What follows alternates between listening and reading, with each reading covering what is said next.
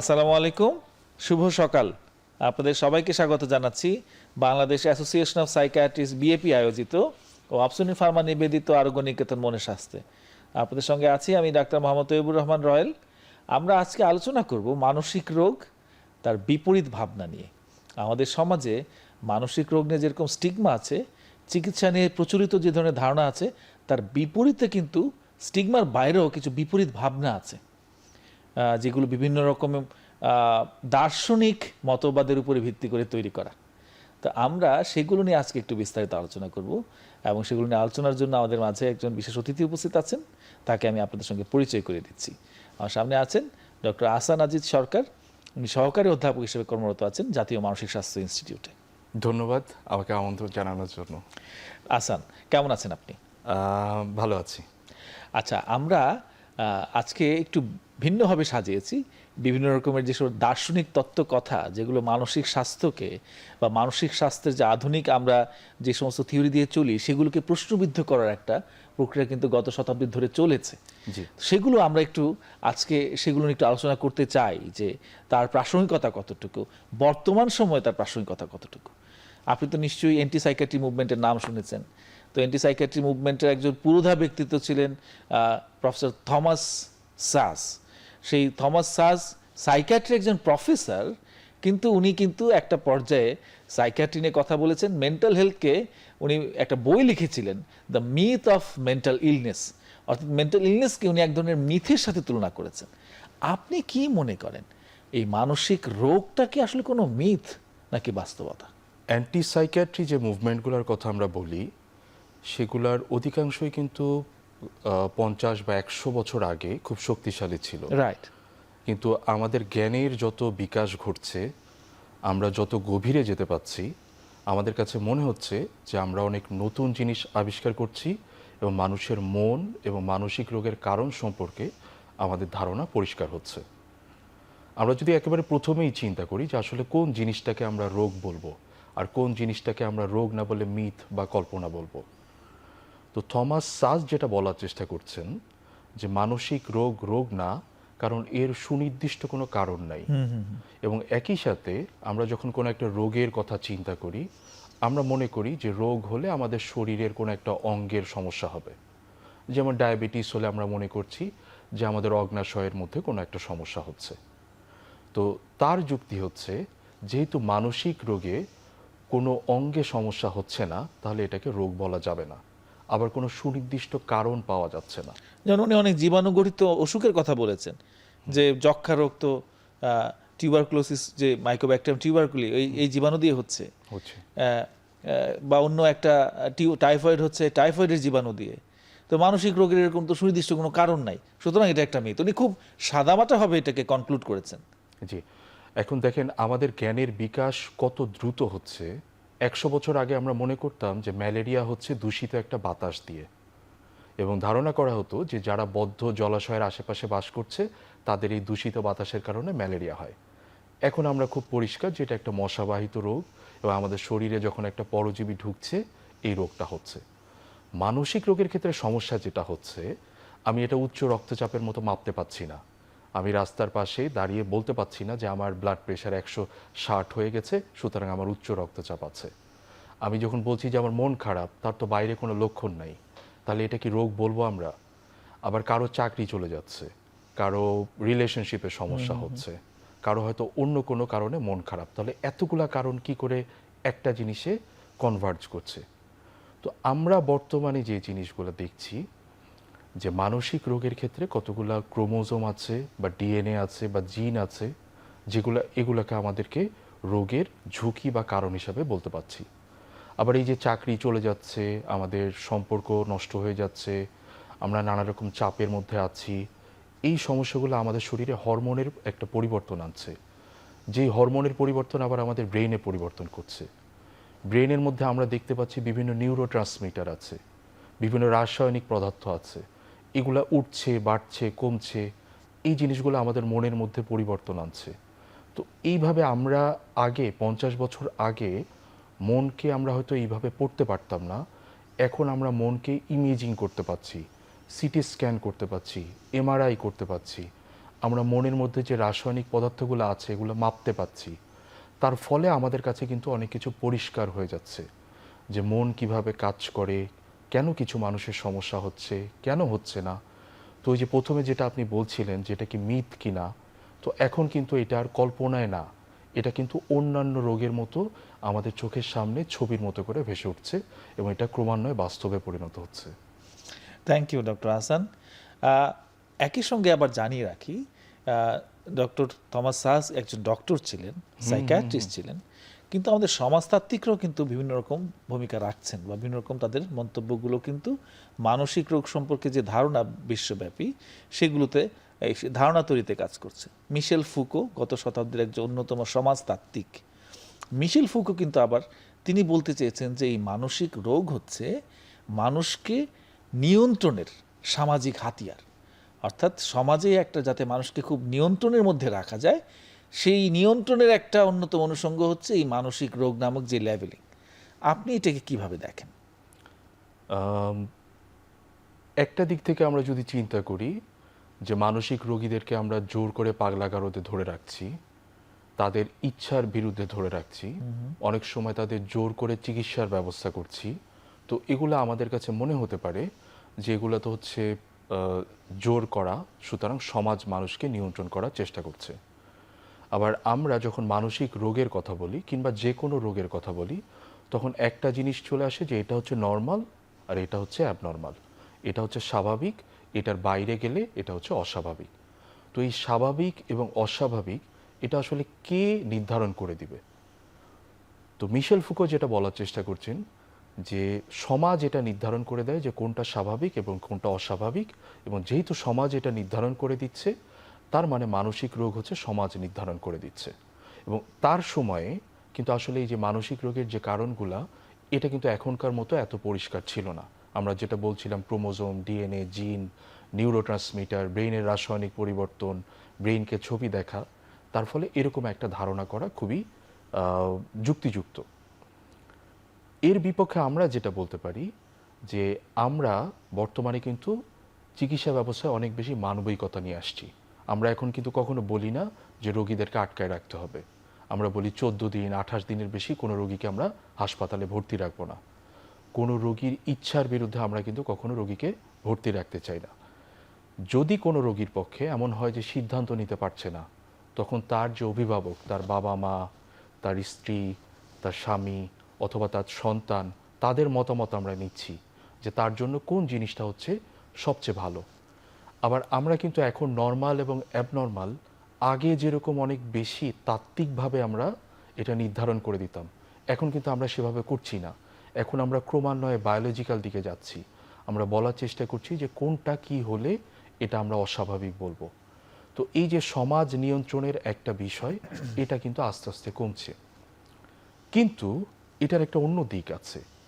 মিশেল Foucault কিন্তু একটা জিনিস মিস করে গেছেন, সেটা হচ্ছে সমাজকে যদি আমরা বৃহত্তর পরিসরে চিন্তা করি, যে সমাজের মধ্যে রাজনীতি আছে, এটার মধ্যে অর্থনীতি আছে, এটার মধ্যে মানুষ কীভাবে জীবনযাপন করবে এই জিনিসটা আছে, এই জিনিসগুলো কিন্তু মানসিক রোগের ঝুঁকি বাড়িয়ে দিচ্ছে। যেমন আমাদের সবার ধারণা যে যারা ধনী, কিংবা আমার ছাত্রছাত্রীদেরকে আমি যখন জিজ্ঞেস করি যে কাদের মানসিক রোগ বেশি হয়, ধনীদের না গরিবদের, সবাই বলে যে ধনীদের রোগ বেশি, কারণ তাদের টাকা পয়সা বেশি, দুশ্চিন্তা বেশি। কিন্তু আমরা আমাদের যেটা অভিজ্ঞতা আমরা দেখেছি স্টাডি তো ভিন্ন কথা বলছে আসলে। একেবারেই উল্টো কথা বলছে। কারণ গরিবদের জীবনে আসলে স্ট্রেস বেশি, তাদের খাবারের সমস্যা, তাদের নিরাপত্তার সমস্যা। তো এই যে মানুষের দারিদ্রটা তৈরি হচ্ছে কোথা থেকে? সমাজ, রাজনীতি, অর্থনীতি তৈরি করে দিচ্ছে। তো মানসিক রোগ কিন্তু সমাজ অন্যভাবে নিয়ন্ত্রণ করছে। মিশেল ফুকো যেভাবে বলার চেষ্টা করছেন যে এটা স্বাভাবিকতা এবং অস্বাভাবিকতা এটা নির্ধারণ করে দিচ্ছে, কিন্তু আমরা এখন যেটা দেখতে পাচ্ছি যে সমাজ মূলত হচ্ছে দারিদ্র, এই জিনিসগুলো নিয়ন্ত্রণের মাধ্যমে নির্ধারণ করে দিচ্ছে যে কোন মানুষটার রোগ হবে আর কোন মানুষটার রোগ হবে না। আমি মনে করি আমাদের আলোচনা বেশ জমে উঠেছে, কিন্তু আমাদের একটা বিরতিরও সময় আসছে, বিরতির পরে আবার ফিরছি।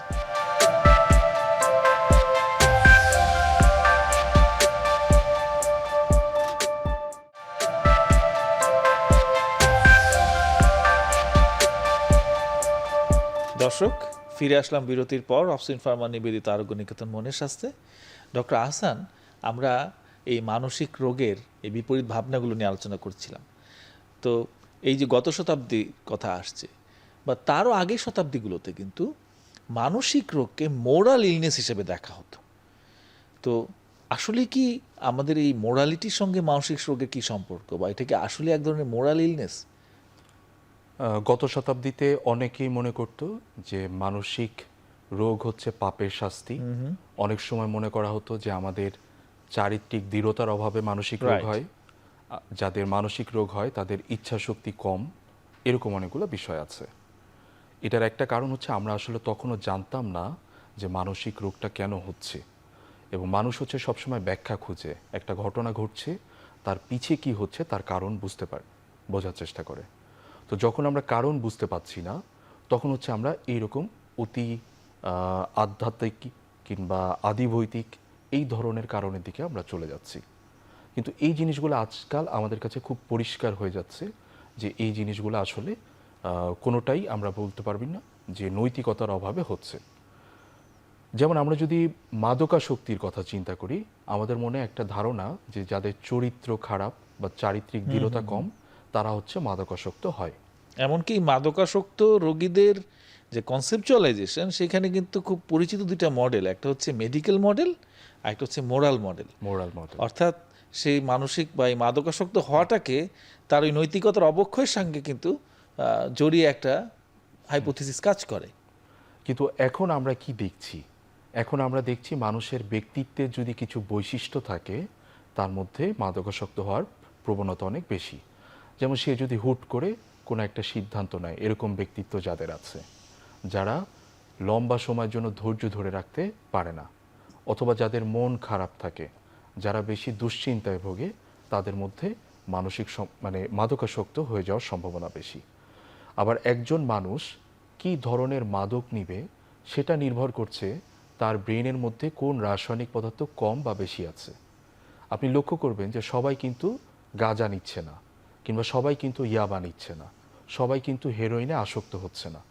তাহলে আমরা দেখি যে যাদের ব্রেনের মধ্যে গাবা নামের একটা কেমিক্যালের সমস্যা আছে, তারা হয়তো অ্যালকোহল বেশি নিচ্ছে, তারা হয়তো ঘুমের ওষুধ বেশি খাচ্ছে।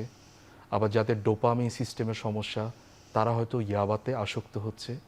তো এই যে এতদিন আমরা যে জিনিসটাকে চারিত্রিক সমস্যা বলে মনে করতাম, এখন আজকাল আমাদের কাছে পরিষ্কার হয়ে যাচ্ছে যে ব্রেনের রাসায়নিক পদার্থ কিংবা আমাদের ব্যক্তিত্বের বৈশিষ্ট্য কি করে আমাদেরকে আসলে এই রোগগুলোর দিকে ঠেলে দিচ্ছে।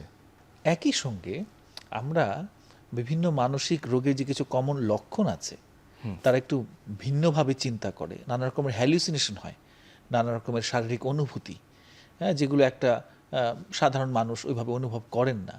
এটাকে কেউ কেউ ব্যাখ্যা করেন বা কেউ কেউ বলতে চান যে এটা সৃষ্টিশীলতার, তাদের ক্রিয়েটিভিটির একটা ভিন্ন রকম বহিঃপ্রকাশ। এভাবে দেখার কোনো অবকাশ আছে কিনা যে এই তার ভিন্ন রকম হ্যালুসিনেশনগুলো, এগুলো আসলে তার এক রকমের ক্রিয়েটিভিটি? মানসিক রোগের সাথে সৃষ্টিশীলতার কিছু সম্পর্ক আছে, এবং আমার মনে আছে ছোটবেলায় আমার এক শিক্ষক আমাকে বলতেন, there is no genius without a tinge of madness. আচ্ছা। তো আমরা দেখি যে প্রচুর জিনিয়াস আছেন যারা স্বাভাবিক মানুষের মতো জীবনযাপন করেন না, এবং তাদের মানসিক সমস্যা বা অনেক ক্ষেত্রে রোগী আছে। যেমন নিউটন, তার বাইপোলার ডিসঅর্ডার ছিল। হেমিংওয়ে, তিনি ডিপ্রেশনে ভুগতেন, তার আলটিমেটলি উনি সুইসাইড করে মৃত্যুবরণ সুইসাইড করে করেছেন। তাকে মৃত্যুবরণ করতে হয়েছে। টলস্টয়, সাহিত্যের মহারথী, তার ডিপ্রেশন ছিল। আমাদের এই যে রবিন উইলিয়ামস, তার কথা আমরা জানি। এবং আমরা যদি আমাদের এই বাংলাদেশের দিকে নজর দিই, আমরা দেখব জীবনানন্দ দাশ সারা জীবন ডিপ্রেশনের সাথে লড়াই করছেন, এবং তার মৃত্যু অনেকে বলে যে ট্রামের মধ্যে ঝাঁপ দিয়ে তিনি মৃত্যুবরণ করেছেন। আমাদের মাইকেল মধুসূদন দত্ত মাদকাসক্ত, অ্যালকোহলে আসক্ত ছিলেন। তো এই জিনিসগুলো কিন্তু জিনিয়াসদের মধ্যে আমরা দেখি। তো কেন এই যে জিনিয়াসদের মধ্যে আমরা অনেক সময় মানসিক সমস্যা বা মানসিক রোগ দেখি? তো জিনিয়াস হতে হলে আপনাকে আসলে কি করতে হয়? আপনাকে জগৎকে অন্যভাবে উপলব্ধি করতে হয়, বা জগৎকে অন্যভাবে অভিজ্ঞতার মধ্যে দিয়ে দেখার চেষ্টা করতে হয়, যেটা সাধারণ মানুষ দেখার চেষ্টা করে না। জিনিয়াস হতে হলে আপনাকে কি করতে হয়? আপনি অন্যদের চেয়ে ভিন্ন চিন্তা ভাবনা করবেন। আর জিনিয়াস হতে হলে বা সফল হতে হলে আপনাকে খুবই ফোকাসড হতে হবে, খুবই পরিশ্রমী হতে হবে। এখন কিছু কিছু মানসিক রোগের সমস্যা আছে যেগুলো আমাদেরকে পৃথিবীকে অন্যভাবে দেখতে সাহায্য করে, অন্যভাবে চিন্তা করতে সাহায্য করে। যেমন আমরা মনে করি বাইপোলার ডিসঅর্ডার, আমার লাল রং বাইপোলার রোগীর লাল রং একেবারেই আলাদা, তার কাছে হয়তো সব কিছু অনেক বেশি জীবন্ত মনে হচ্ছে। বলার লোক সামলাতে পারছে না, ভিনসেন্ট ভ্যান গগ, এক্স্যাক্ট তার ছবিগুলো পৃথিবীর খ্যাত সেই চিত্রশিল্পী, তার ফিয়াসে তার কাছে ফিয়াসেকে অ্যাট্রাক্ট করার জন্য তিনি নিজের কান কেটে তার ফিয়াসেকে উপহার দিলেন। তো এই যে একটা এক্সোটিক প্রেজেন্টেশন, কিন্তু তাদের চিত্রকর্মগুলো তো শতাব্দীর পর শতাব্দী মানুষকে আকৃষ্ট করে চলেছে। হ্যাঁ, এবং ভ্যান গগ বাইপোলার ডিসঅর্ডার, হ্যাঁ, এই জন্যই তার ছবি আমাদের কাছে এত জীবন্ত মনে হয়। এবং তিনি যেভাবে জগৎকে দেখছেন, আমরা সাধারণ মানুষ তো সেভাবে জগৎকে দেখতে পারছি না। তো এই যে আবার আমরা বলছিলাম যে ভিন্ন রকম চিন্তা ভাবনা করে, প্রচুর জিনিয়াস আছে যাদেরকে আমরা মনে করি যে তাদের অটিজমের কিছু বৈশিষ্ট্য আছে, আবার খুব ফোকাসড ওয়েতে কাজ করতে পারে, দীর্ঘদিন একটা কাজ দিনের পর দিন করতে পারে, অটিজমের এরকম বৈশিষ্ট্য আছে। আবার যারা ডিপ্রেশন, মন খারাপ, তাদের সিনেমা, তাদের গান একেবারেই আলাদা। আমাদের অনেকেরই আছে দেখবেন যে আনন্দের গান ভালো লাগে না, কষ্টের গান ভালো লাগে। কেন ভালো লাগে? কারণ বিষাদের গান রিলেট করতে পারি। মানসিক রোগ আপনার মধ্যে ক্রিয়েটিভিটি বাড়িয়ে দেয়, কিন্তু মানসিক রোগের একটা দিক আছে যে আপনি জগৎকে অন্যভাবে উপলব্ধি করতে পারেন, অন্যরকম একটা অভিজ্ঞতার মধ্যে দিয়ে যেতে পারেন, যেটা হয়তো আপনাকে অন্যদের চেয়ে আলাদা করে দেয়। তাহলে এটারই সম্পূরক প্রশ্ন, তাহলে কোনোভাবে কি ক্রিয়েটিভিটিকে বাধা দিচ্ছে আমাদের এই লেবেলিংগুলো বা আমাদের এই চিকিৎসাগুলো? এমনকি হতে পারতো যে কোনো মানসিক রোগীকে আমরা যদি চিকিৎসার বাইরে রাখতাম, যে অভিযোগটি করা হয় যে আমাদের বিভিন্ন রকমের ঔষধ, বিভিন্ন রকম ট্রিটমেন্টের কারণে তারা কেমন স্থবির হয়ে যাচ্ছেন, তারা সমাজ থেকে একদম উইথড্রন হয়ে যাচ্ছেন, তাদের চঞ্চলতা, তাদের মানে মনের যে বিভিন্ন বিকাশ সেটি বাধাগ্রস্ত হচ্ছে, তার ক্রিয়েটিভিটিকে আমরা একদম থামিয়ে দিচ্ছি। এটিকে আপনি অ্যাকনলেজ করেন? এটা নিয়ে অনেক বিতর্ক আছে। আমরা একজন দুইজন মানুষের জীবনের অভিজ্ঞতা থেকে এই জিনিসটাকে একটা সর্বব্যাপী রূপ দিতে পারি না। অনেক ক্ষেত্রেই আমরা, হ্যাঁ, মানসিক রোগের ওষুধের সাইড ইফেক্ট আছে।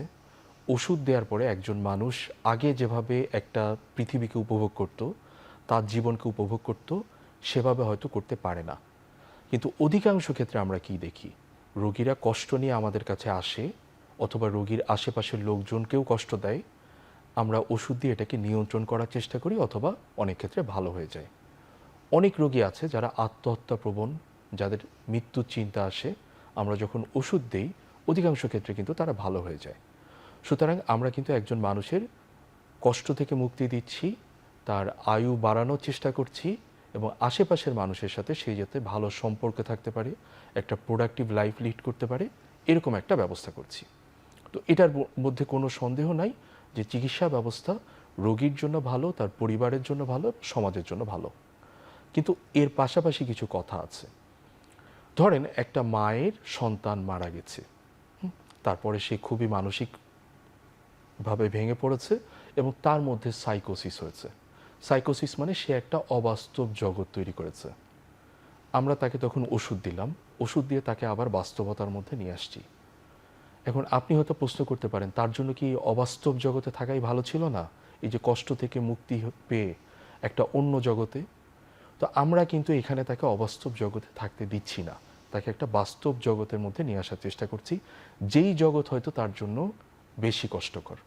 তো এই একই কথা কিন্তু সৃষ্টিশীল মানুষদের ক্ষেত্রেও বলা যায়, যে তারা যখন অ্যাবনর্মাল হয়ে যাচ্ছেন, সবাই তো আর সৃষ্টিশীল আর্টিস্ট কিংবা জিনিয়াস হবে না, কিন্তু একটা পার্সেন্টেজ মানুষ হয়তো ওষুধের কারণে অন্যভাবে যেভাবে এই জগৎকে, এই পৃথিবীকে উপলব্ধি করত সেটা করতে পারছে না। কিন্তু অধিকাংশ মানুষ বা বড় দাগে যদি আমরা চিন্তা করি, তাহলে এটা কিন্তু মানুষের জন্য, সমাজের জন্য ভালো এই চিকিৎসা ব্যবস্থা।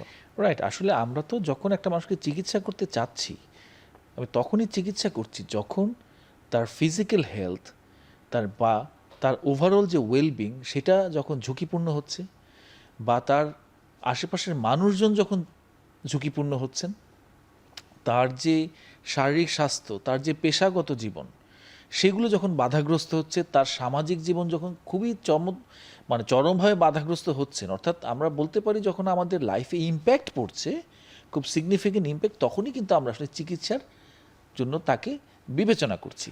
আপনি তো একটা ক্রিয়েটিভ মানুষ যদি নিজের ভেতরে থাকেন, উনি ওনার ক্রিয়েটিভিটি নিয়ে থাকেন, তাহলে তো আসলে ওনার নিজের ফিজিক্যাল কোনো ঝুঁকি আমরা দেখছি না, বা তার যে ফ্যামিলি মেম্বার্স আছেন, তার যে পার্শ্ববর্তী মানুষজন আছেন, প্রতিবেশী, তাদের কোনো রকম ঝুঁকিপূর্ণ কিছু হচ্ছে না।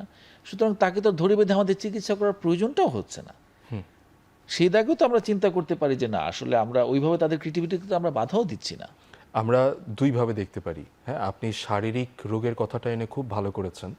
আমরা অনেক সময় মনে করি যে মানসিক এবং শারীরিক রোগ হচ্ছে দুটো বিচ্ছিন্ন জিনিস। রাইট। একদমই না। আমরা যখন দেখি যে একটা রোগ, মানুষ বিষণ্ণতার মধ্যে আছেন, তার কিন্তু হার্টের রোগ হওয়ার, স্ট্রোক হওয়ার ঝুঁকি কিন্তু অনেক বেশি। এবং আমরা দেখি যারা লম্বা সময় ধরে বিষণ্ণতায় থাকেন, তারা কিন্তু একজন স্বাভাবিক মানুষের চেয়ে, সাধারণ মানুষের চেয়ে 10-15 বছর কম বাঁচে। তার মানে আমরা যখন তার মানসিক রোগের চিকিৎসা করছি, তার কিন্তু শারীরিক সমস্যারও আমরা আসলে পরোক্ষভাবে চিকিৎসা করছি। এটা হচ্ছে একটা দিক। দ্বিতীয় হচ্ছে, আমরা যে ওষুধগুলা ব্যবহার করি, এটা যে সবসময় ক্রিয়েটিভিটিকে কমায় দেয় তা কিন্তু না। এটা অনেক সময় ক্রিয়েটিভিটিকে বাড়িয়েও দেয়। আপনি দেখবেন যে আর্টিস্ট যারা, তাদের একটা বড় অংশ কিন্তু নানা রকম এক্সপেরিমেন্টাল ড্রাগস নিয়ে থাকে। তারা হয়তো গাঁজা নেয়, কেউ হয়তো এলএসডি নেয়। কেন এই ড্রাগসগুলো তারা নেয়? কারণ তারা অন্যভাবে এই পৃথিবীকে তারা উপলব্ধি করার চেষ্টা করে। তো আমাদের যে ওষুধগুলো আছে, একজন মানুষ যখন ডিপ্রেসড হয়ে যায়, তার যখন কাজ করতে ভালো লাগছে না, আমরা হয়তো তাকে ডিপ্রেশন ভালো করার জন্য ওষুধ দিচ্ছি। তখন তার মন ভালো হচ্ছে, সে বেশি কাজ করতে পারছে। তো আমরা এইভাবে এই যে মানুষটার মধ্যে যে পটেনশিয়াল বা যোগ্যতা ছিল, সেটা কাজে লাগানোর একটা ক্ষেত্র তৈরি করে দিচ্ছি। তো সব ক্ষেত্রেই যে আমরা মানুষকে স্থবির করে দিচ্ছি, তাকে ভোঁতা বানিয়ে দিচ্ছি, এটা বোধহয় প্রযোজ্য না। Thank you doctor Hasan. আমাদের আরেকটা বিরতির সময় এসেছি, বিরতির পরে ফিরছি।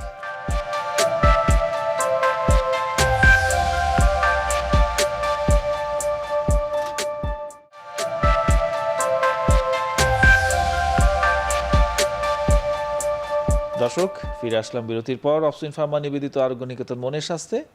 ডক্টর আহসান, আমরা এখনকার বিশ্বে কিন্তু ওই যে আমাদের সেই অ্যান্টিসাইকিয়াট্রি মুভমেন্ট সময় থেকে একটা জোরালো কথা ছিল যে মানসিক রোগীদের ক্ষেত্রে, ইটসেলফ রোগীদের ক্ষেত্রে বা চিকিৎসার ক্ষেত্রে মানবাধিকারের বেশ গুরুতর ভায়োলেশন হচ্ছে, এবং এটা ঐতিহাসিকভাবে প্রতিষ্ঠিত।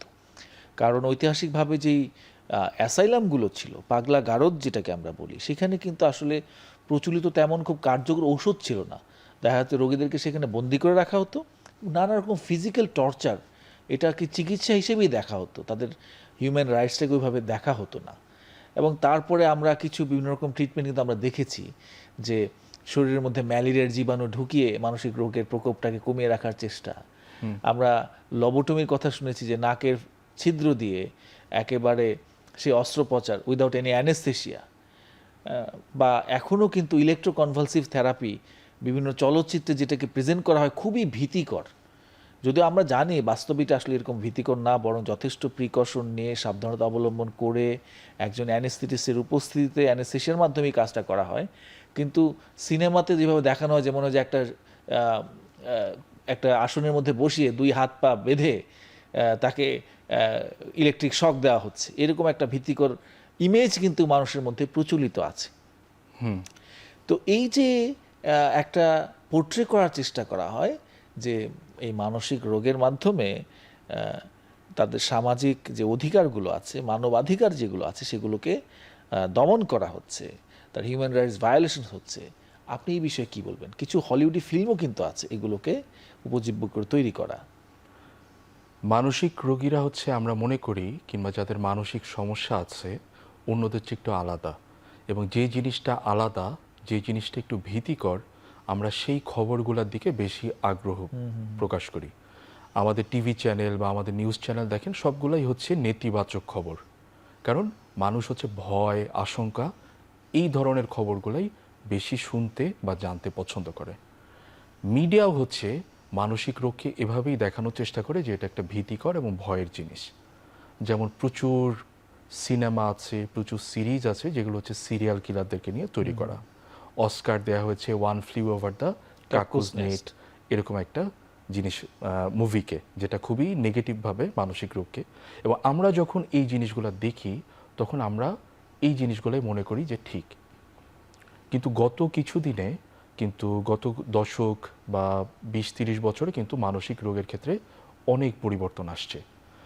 আজ থেকে 50 বছর আগে ধরেন রাশিয়াতে যারা কমিউনিজম করতো না তাদেরকে বলা হতো মানসিক রোগী। এখন কিন্তু আমরা আর এভাবে চিন্তা করি না যে আমার মতের সাথে না মিললেই সে মানসিক রোগী। আমরা এখন যেটা দেখছি যে আমাদের নানা রকম কনভেনশন আছে, মানসিক রোগীদের রাইটস আছে, অধিকার আছে, এগুলোর বাইরে আমরা চিন্তাও করি না।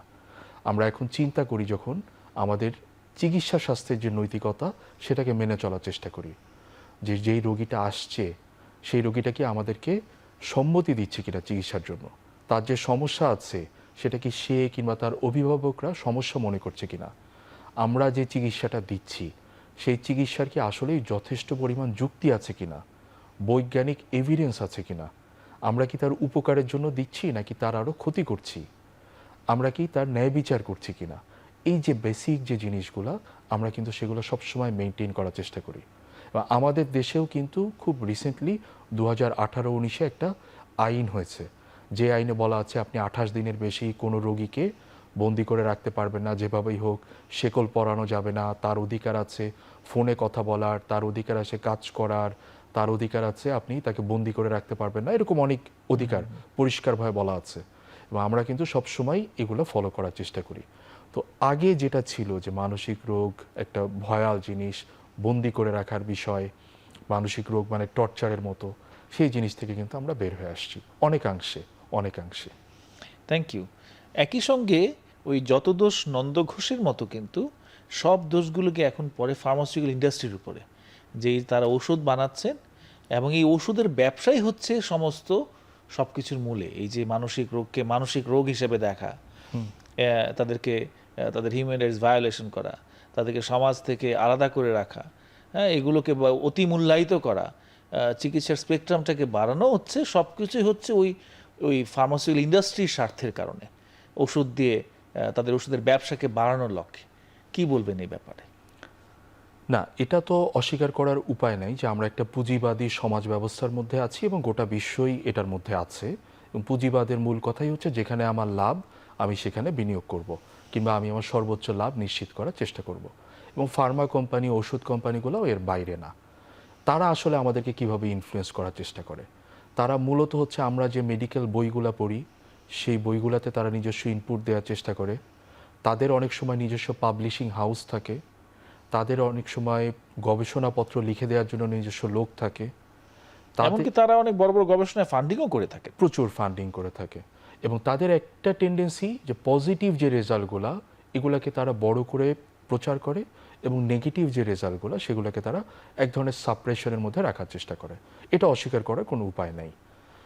এটার পাশাপাশি আমরা যখন দেখি যে ওষুধ দিলে একটা রোগ ভালো হয়ে যাচ্ছে, তখন কিন্তু আমরা বুঝতে পারি যে সব কিছুই প্রচারণা না। অনেক কিছু প্রচারণা, যেমন আগে কিন্তু আমরা এডিএইচডি এত বেশি চিন্তা করতাম না, এখন একটু মনোযোগের সমস্যা হলেই আমরা এডিএইচডি মনে করছি এবং ওষুধের জন্য চলে আসছি। এই যে প্রচারণা, এর পিছে কিন্তু অসম্ভব না যে ফার্মাসিউটিক্যাল কোম্পানিগুলোর একটা হাত আছে। কিংবা আগে হয়তো কেউ আমার পরিবারে মারা গেছে, আমরা কতদিন শোক করব এটার কোনো নির্দিষ্ট টাইম লাইন ছিল না। এখন কিন্তু আমরা একটা নির্দিষ্ট টাইম লাইন ফিক্স করে দিয়েছি যে কেউ মারা গেলে 6 মাসের বেশি তোমাকে শোক করা যাবে না, এর বেশি তুমি যদি শোকাবস্থায় থাকো তাহলে এটা একটা রোগ। তো এই যে আমরা একটা কাট অফ মার্ক তৈরি করে দিচ্ছি যে আপনার কতদিন মন খারাপ করে থাকতে পারবেন, এটা এক কিন্তু ধরনের সামাজিক নিয়ন্ত্রণ। সামাজিক, হ্যাঁ, এটা তো আমরা বলতেই পারি। হ্যাঁ, যেটা আমাদের মানে প্রত্যেকটা মানুষ তো আমরা আলাদা, এই আর কি। তো ফার্মা কোম্পানিগুলোও কিন্তু এইভাবে আমাদেরকে ইনফ্লুয়েন্স করার চেষ্টা করে। এটার সাথে কিন্তু যেমন মার্কিন যুক্তরাষ্ট্রে, সেখানে আমরা জানি যে ইন্স্যুরেন্স একটা খুব বড় ভূমিকা রাখে তাদের হেলথ কেয়ার সিস্টেমে। তো ইন্স্যুরেন্স কাভারেজ করতে গেলে কিন্তু তাদেরকে কোনো না কোনো একটা সুনির্দিষ্ট রোগ উল্লেখ করতে হয়। এটাও কেউ কেউ বলে থাকেন যে মার্কিন যুক্তরাষ্ট্রের এই ইন্স্যুরেন্স কাভারেজের জন্য যে কোনো মানসিক সমস্যাকে যদি রোগ হিসেবে উপস্থাপন করতে হয়, তাকে কোনো না কোনো একটা কোড দিতে হবে। এবং এ থেকেই মূলত এই এত রকমের মানসিক রোগ বা এই লেবেলিংয়ের উৎপত্তি, বা এতটা বিস্তৃত হয়ে যাওয়া, এতটা স্পেকট্রামটা অনেক বড় হয়ে যাওয়ার ব্যাপারটা। এই ইন্স্যুরেন্সের সাথে সামহাও রিলেটেড। এই বিষয়ে আপনার কোনো বক্তব্য বলবেন? হ্যাঁ, এটা তো একটা কথাবার্তা আছেই যে এটার সাথে ইন্স্যুরেন্সের যোগাযোগ আছে। মার্কিন যুক্তরাষ্ট্রের ক্ষেত্রে যেটা, তাদের শুধু ওষুধ দিয়ে চিকিৎসা হয় না, সেখানে সাইকোথেরাপি বা কাউন্সিলিং যে সার্ভিসটা সেটাও কিন্তু খুব শক্তিশালী। এবং সেই সার্ভিসটাও যদি আপনি নিতে চান তাহলে আপনার একটা লেভেল প্রয়োজন, এবং সেটা হয়তো খুব ছোট স্তরের সমস্যা, যেমন এই যে আমরা বলছিলাম যে শোক, কিংবা আপনি হয়তো অ্যাডজাস্ট করতে পারছেন না, আপনার হয়তো বিবাহিত জীবনের সমস্যা হচ্ছে, এগুলোকে আমরা সরাসরি কখনো রোগ বলি না, কিন্তু এই জিনিসগুলো কিন্তু লেবেল করার প্রয়োজন আছে যদি আপনি এটা থেকে চিকিৎসা নিতে চান বা এটার সমাধান চান। তো এই জন্য হচ্ছে মার্কিন যুক্তরাষ্ট্রে কিন্তু ওভার মেডিকেলাইজেশন বা খুব বেশি রোগ ডায়াগনোসিস করার প্রবণতাটা অনেক বেশি মনে হয়। হ্যাঁ, তবে এই প্রসঙ্গে আবার এটাও বলি যে তার বিপরীত চিত্র কিন্তু আছে, যেমন ইউকেতে তারাও কিন্তু এই আধুনিক চিকিৎসা পদ্ধতি ফলো করছে। আমরা যে সমস্ত টেক্সট বুক পড়ে আমরা সাইকিয়াট্রি ট্রিটমেন্ট করছি, তারা সেগুলোর প্রবক্তা। এবং আমরা জানি যে ইউকে এটা কমপ্লিটলি গভর্নমেন্ট ফান্ডেড একটা ব্যাপার, অর্থাৎ সম্পূর্ণ সরকারি খরচে চিকিৎসা হচ্ছে। তারাও কিন্তু তারা কিন্তু এই জন্য মানসিক রোগগুলোকে চিকিৎসার বাইরে রাখছে না, বরং আমরা মার্কিন যুক্তরাষ্ট্রে যেমন ইন্স্যুরেন্সের কাভারেজ যে ধরনের চিকিৎসা প্রচলিত আছে, একদম হুবহু একই রকমের চিকিৎসা কিন্তু বা কাছাকাছি রকমের চিকিৎসা কিন্তু যুক্তরাজ্যেও প্রতিষ্ঠিত আছে, যেখানে ইন্স্যুরেন্সের কোনো ভূমিকাই নাই, সম্পূর্ণ গভর্নমেন্ট ফান্ডেড। সুতরাং এই ইন্স্যুরেন্সের কাভারেজের যেই নেতিবাচক প্রতিক্রিয়া চলে বা প্রচারণা চলে, এটি যে বহুলাংশে সত্য নয়, এবং উন্নত বিশ্বেই যে সেটার উদাহরণ রয়েছে আমরা সেটাও বলতে পারি। হ্যাঁ, এটা আমরা তো একদিক থেকে বলতেই পারি যে এরকম কন্ট্রাস্টিং অনেক উদাহরণ আছে। Thank you doctor Ahsan. আমাদের সর্বশেষ বিরতির সময় এসছে, আমরা বিরতির পরে আবার ফিরছি।